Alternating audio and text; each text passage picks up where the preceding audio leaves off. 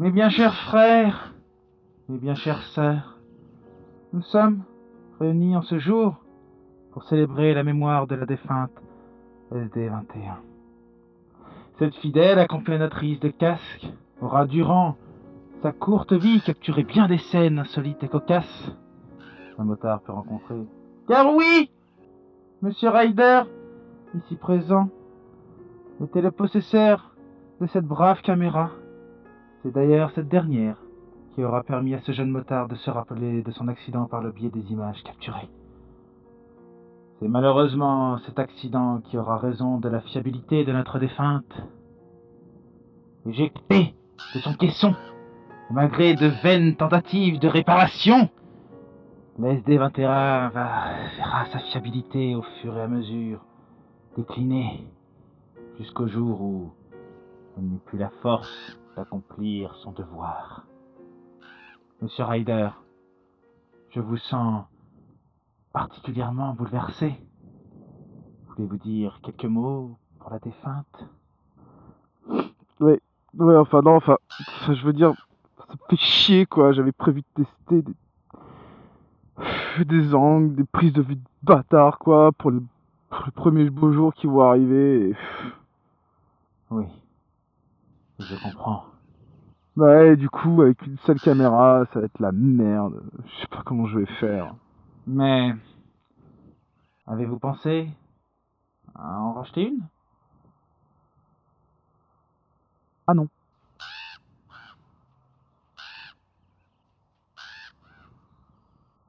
Du coup, on fait ça? Allez!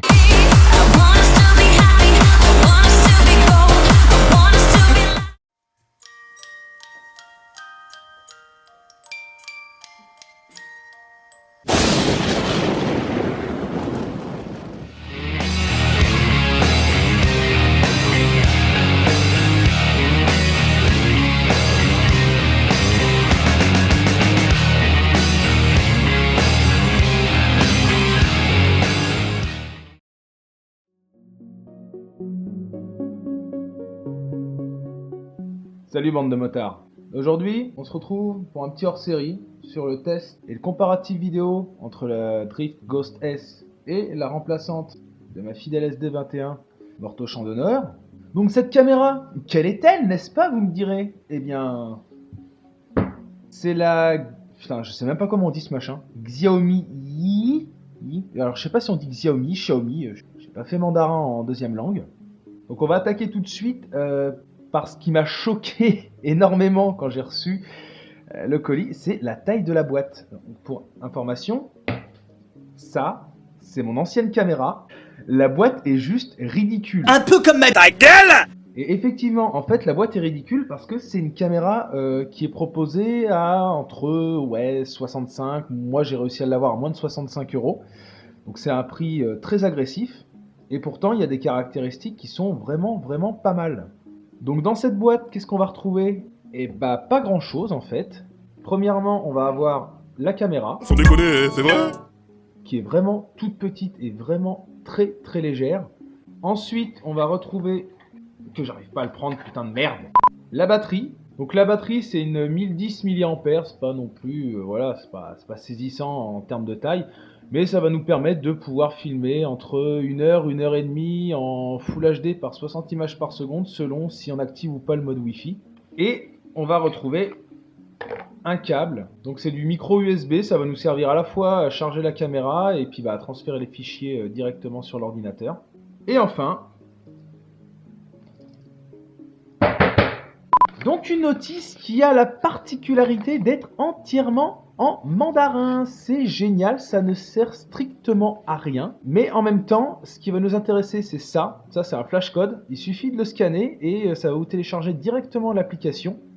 Et c'est grâce à cette application qu'on va pouvoir tout faire sur la caméra. Donc en fait, Xiaomi, sûrement pour un tarif agressif, a choisi de ne pas mettre d'écran à l'arrière. Bien que maintenant il existe des écrans qu'on puisse clipser directement ici. Et en fait tout se fait sur une application mobile. Moi personnellement j'aime bien le principe, ça me permet d'avoir une bonne caméra à petit prix. Donc on va commencer directement par le tour de cette caméra. On va avoir donc très peu de boutons. celui sur la façade avant qui va nous servir à allumer ou éteindre la caméra, et également à choisir entre le mode vidéo et le mode photo. Un bouton au-dessus qui va nous servir à déclencher la vidéo ou à prendre une photo. Et le petit bouton sur le côté qui va nous servir à activer ou désactiver la Wi-Fi. Alors la caméra, elle est équipée d'une fixation trépied universelle. Elle est assez bien fichue, mais en fait, elle est très très légère et ça vient en grande partie de ces matériaux parce que c'est entièrement du polycarbonate et de l'ABS. Donc c'est vrai que ça fait, on va pas se mentir, ça fait un peu cheap, hein, quand tu... Voilà, ça respire pas la grande qualité de matériaux, surtout que je suis habitué à la drift qui elle est entièrement en aluminium. Et donc on va s'amuser, on va tester tout de suite la petite mémère. Hop, là. Voilà, et on allume. Alors vous voyez cette LED qui s'allume rouge et maintenant bleu. En fait, c'est elle qui va nous indiquer le niveau de batterie si on n'est pas sur le téléphone. Donc bleu, batterie pleine de 100 à 50% si je ne m'abuse. Elle va passer du violet de 50 à 25% et de 25% à 0, ça va être rouge. Donc c'est pareil, ça c'est vraiment quelque chose qui est vraiment pas mal. Comme ça on a toujours accès au niveau de batterie, pas emmerdé, pas besoin d'écran, etc. On va retrouver également 3 LED, une ici et une ici. Ces 3 LED rouges, quand elle est allumée, c'est qu'on est en mode vidéo. Si elle est éteinte, c'est qu'on est en mode photo. Vous voyez, là je suis en mode vidéo. Je vais appuyer une fois. Hop, ça change de mode, je suis en photo. Je rappuie. Je suis en vidéo. Donc le petit voyant Wi-Fi, il suffit d'appuyer une fois. Et une fois qu'il sera en train de clignoter, ça voudra dire qu'on pourra associer la caméra au téléphone directement avec l'application. Voilà. On va appairer. Vous allez voir, en plus, moi je trouve ça assez rapide personnellement.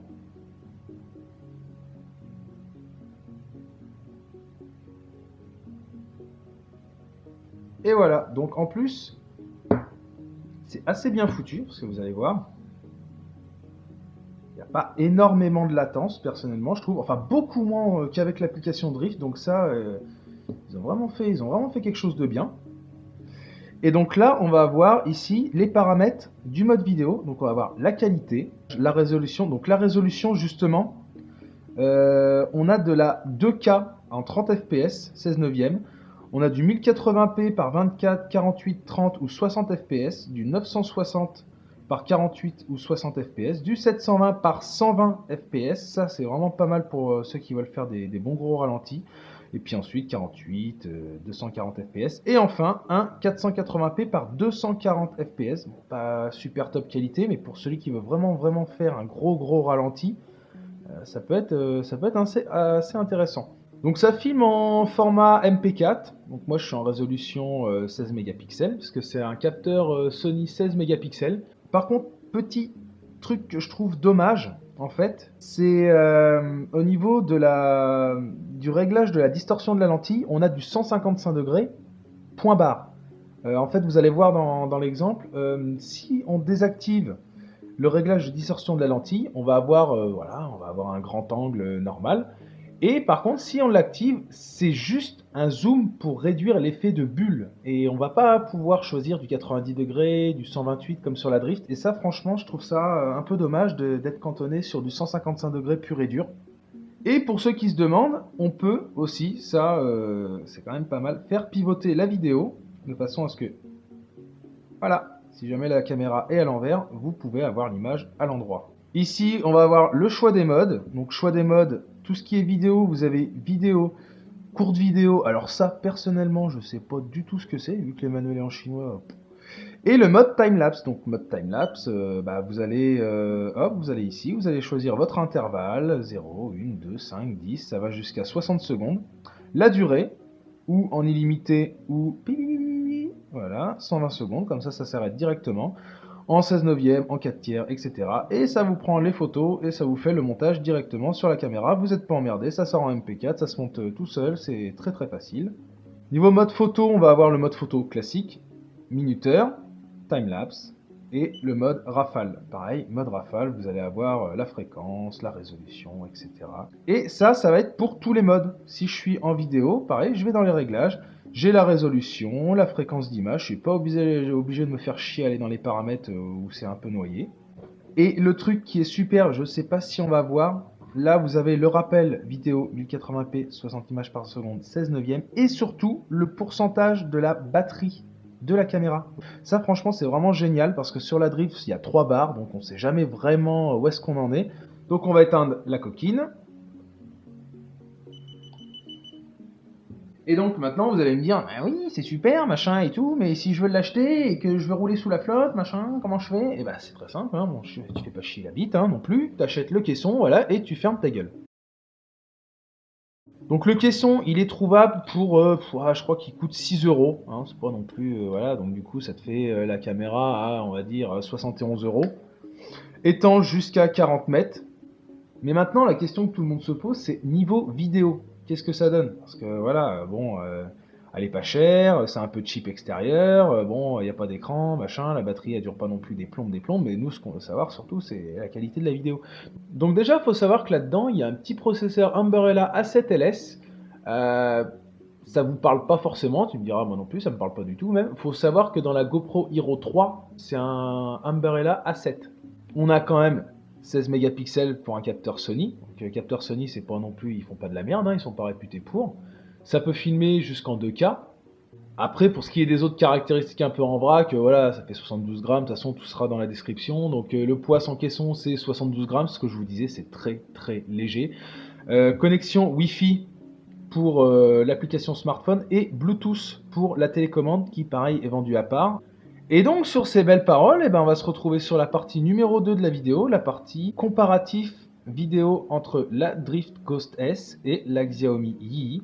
Je ne vous dis rien, vous ferez votre opinion vous-même au vu des images. Les images n'ont pas été retouchées, il y a juste eu un zoom d'effectué sur la vidéo tirée de la Xiaomi, puisque l'angle de caméra de la Xiaomi c'est 155 degrés et 160 pour la Ghost S.